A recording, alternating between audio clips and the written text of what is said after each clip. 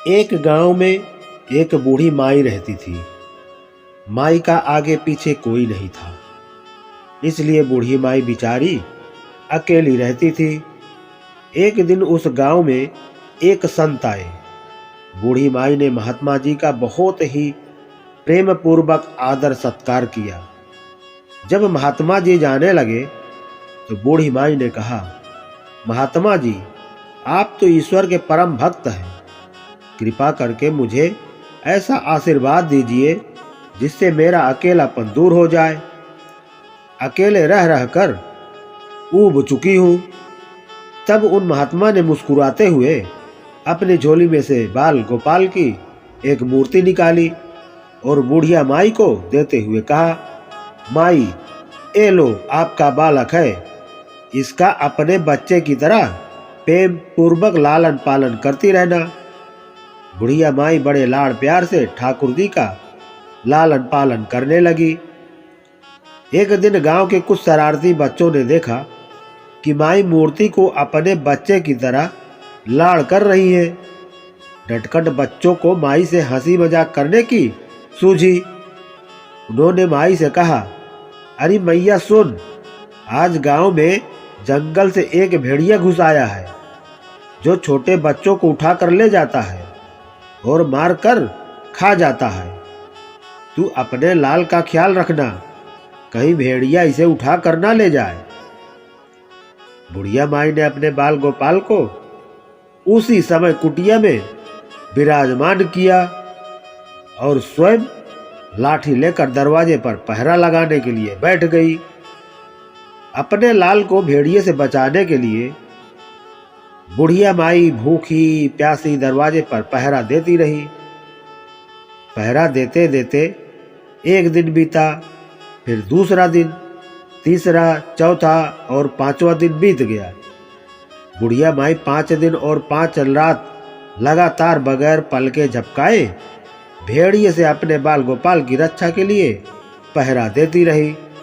उस भोली भाली मैया का ये भाव देखकर ठाकुर जी का हृदय प्रेम से भर गया। अब ठाकुर जी को मैया के प्रेम का प्रत्यक्ष रूप से आस्वादन करने की इच्छा हुई। भगवान बहुत ही सुंदर रूप धारण कर वस्त्राभूषणों से सुसज्जित होकर माई के पास आए।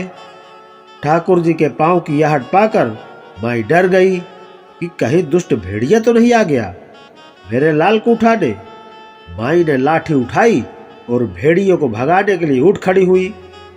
तब श्याम सुंदर ने कहा, भैया, मैं हूं, मैं तेरा वही बालक हूं जिसकी तुम रक्षा करती हो। माई ने कहा, क्या? चल हट, तेरे जैसे बहुत देखे हैं, तेरे जैसे सैकड़ों अपने लाल पर न्यौछावर कर दूं। अब ऐसे मत कहियो, चल भाग जा यहाँ से। ठाकुर जी मैया के इस भाव और एक निष्ठा को देखकर बहुत ज्यादा प्रसन्न हो गए।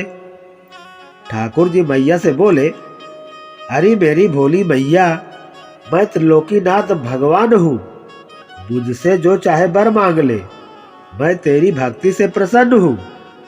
बुढ़िया माई ने कहा, अच्छा, आप भगवान हो, मैं आपको 100 प्रणाम करती हूँ।